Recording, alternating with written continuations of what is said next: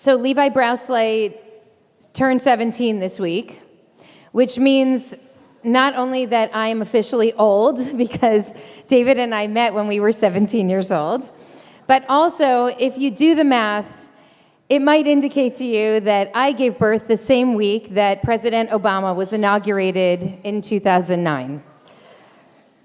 And though I was slightly consumed with my impending delivery, because they warned me, and it was in fact the case, that the third child could sneak up on you and happen before your husband even has time to get a sandwich, I do remember, like yesterday, how the air in America changed that week. Even more than the speech that the new president delivered, I remember the feeling. I remember the masses of people, including many elders, who made their way to D.C. by train and bus, on foot, despite the bitter cold. I remember a pilgrimage to the Capitol that so many made in order to witness history being made. I remember the Tuskegee Airmen, the black military pilots who so bravely fought in World War II only to return to America to face violent racism and segregation back home. These men, now in their 80s, in wheelchairs with tears in their eyes, witnessing the swearing-in ceremony of the new president. For me, and for many of us, it really seemed like a moment of ecstatic possibility, like we were living through and we were helping to usher in the very beginning of this nation's redemption story. This was a time of unending promise, encapsulated in the words of the First Lady some years later. "I wake up every morning," she said, "in a house that was built by slaves. And I watch my daughters, two beautiful, intelligent black young women, playing with their dogs on the White House lawn. So don't let anyone ever tell you that this country isn't great, that somehow we need to make it great again, because right now this is the greatest country on earth." A redemption story, indeed. Of course, we now know that there was more than a spirit of redemptive possibility that was being born in those early years after the 2008 election. The groundwork was almost immediately being laid for a resurgent politics of grievance, a politics of rage. This manifested in the quiet defunding of grants that had been intended to study violent extremism, including among a resurgent neo-Nazi and white nationalist movement. Guns and more guns. At the time of that inauguration, there were just under 300 million guns owned by civilians. Today, there are approximately 540 million guns in civilian hands in this country. An era of unprecedented political animosity and polarity. Democrats and Republicans would agree over legislation, one veteran congressman said to me. But until those early years of the Obama administration, we still sat together in the lunchroom. And then something shifted, maybe unalterably. What was emerging in that time? Now we can see it clearly.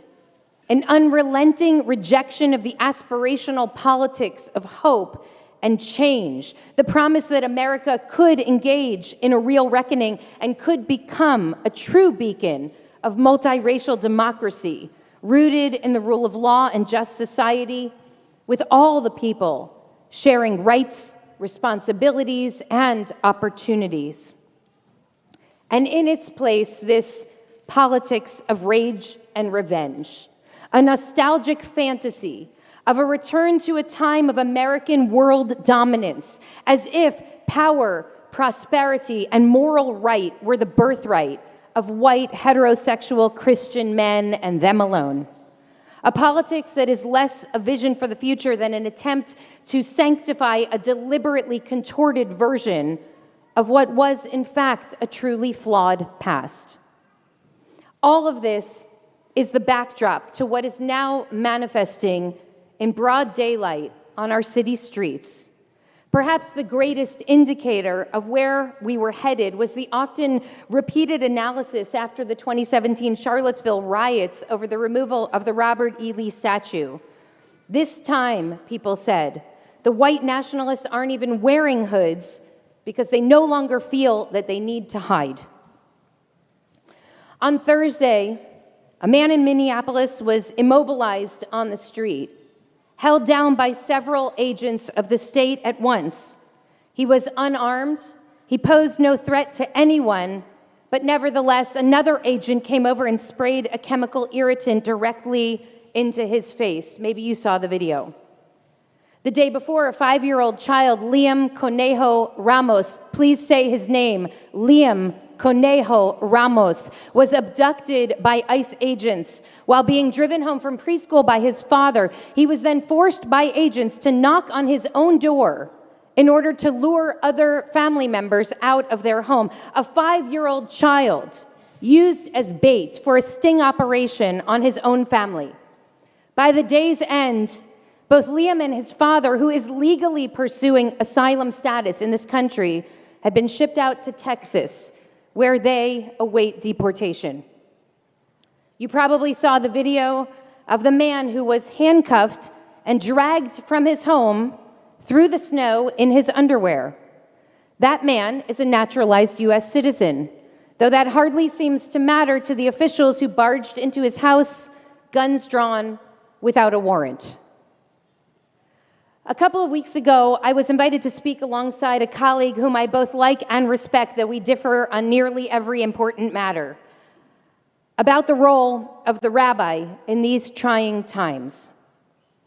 Now, this morning, we've already met and encountered many of the incoming future rabbis. So I want to say very clearly how I responded to the question that was posed to us about who we are called to be in these times.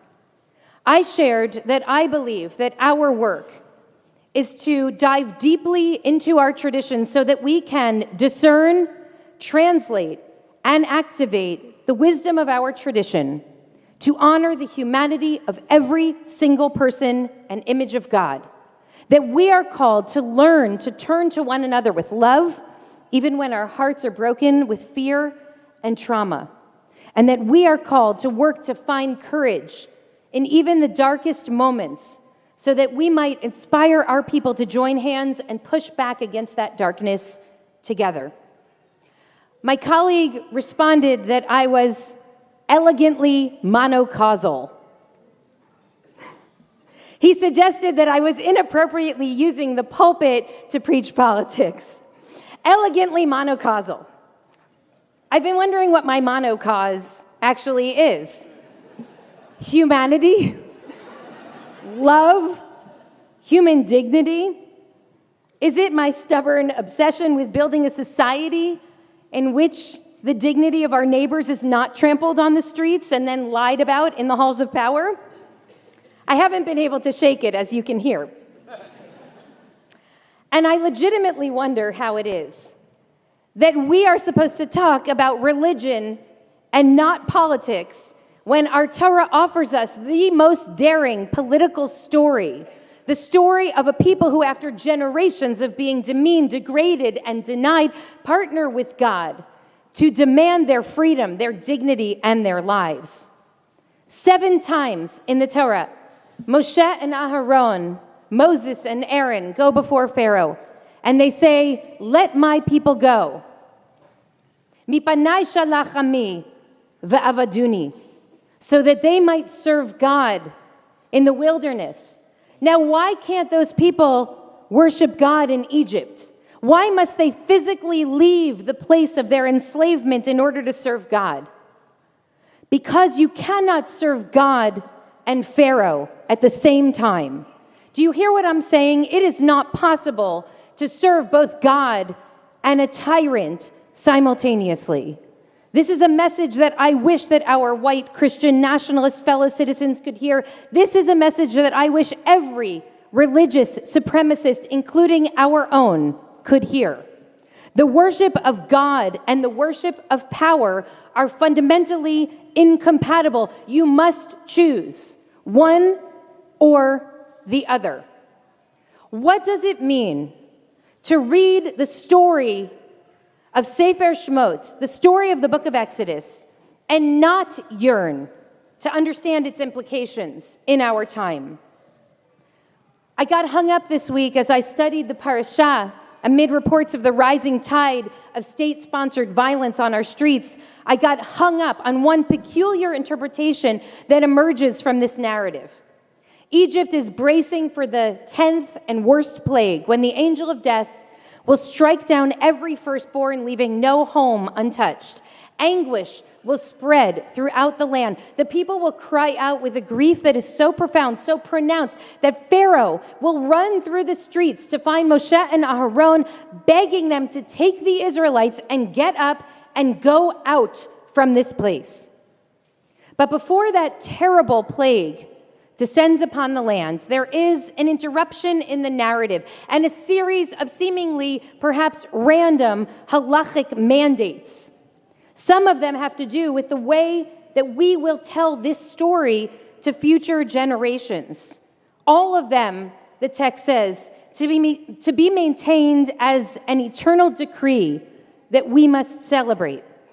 The text seems to be very clear. The experience of that horrific night of abject terror, the night before our people's liberation, is so essential to the formation of our moral and spiritual identity that we are to practice it not only that night, but once every year for the rest of time. Thus, of course, the observance of Passover, Pesach, the most observed of all Jewish holidays. But here something very curious emerges. The Ibn Ezra throws us a curveball when he warns us not to actually replicate those practices.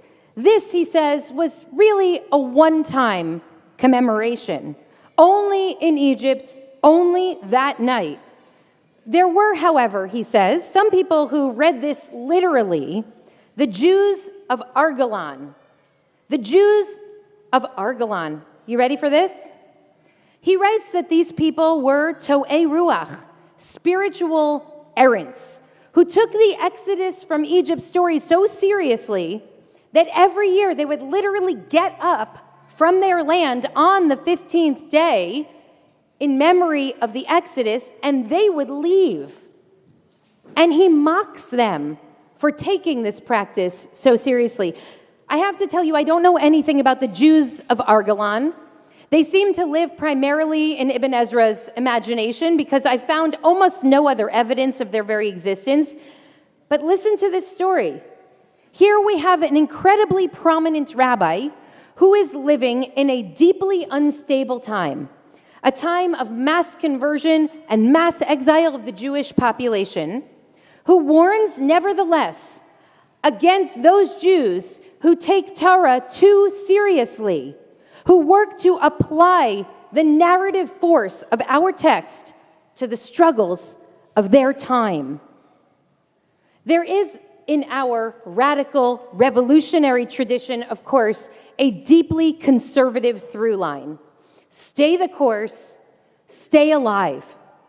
And perhaps Ibn Ezra, who yearns for stability, who yearns for the status quo, sees other Jews of his generation, Regilim, the Jews of Argalan, regular people who must have been reading the tea leaves and must have gotten worried about the dangers of their own deteriorating political situation.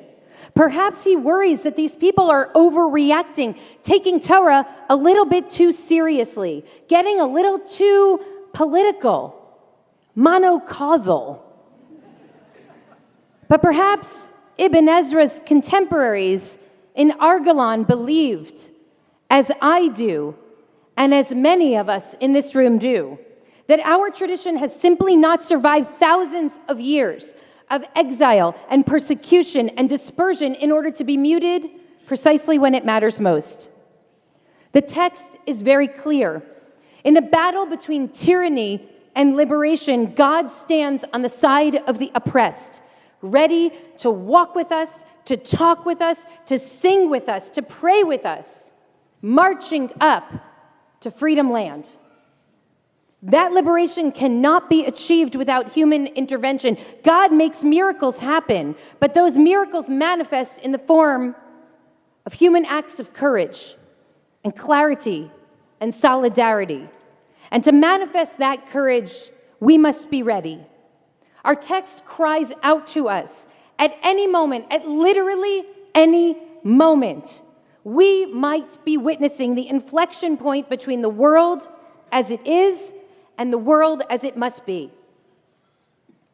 After 420 years in Egypt, many of them under the oppressive weight of Pharaoh's regime, one night, everything changed. So be prepared. Gird your loins, put on your shoes, grab your staff, get ready to go. This moment, our text says, may very well be the moment that we have all been waiting for. Now, many of you know the work of political scientist Michael Walzer, who calls us to contend with the Exodus as a sacred story that lives eternally. He writes famously, wherever we are, it's probably Egypt. And it's not hard to see Egypt here in this land in this time, with roving bands of heavily armed masked men who are poorly trained and promised immunity from the president himself, who answer neither to the law nor to basic standards of human decency, with a political establishment and a media ecosystem that is dedicated to obscuring, contorting, and flat out denying the truth, within a new political reality that seems to have no shame and no bottom.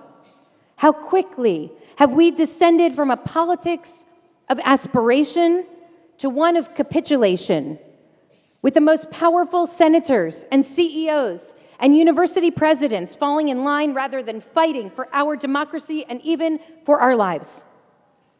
And yet the message of our text is not only to recognize that this place, too, is Egypt.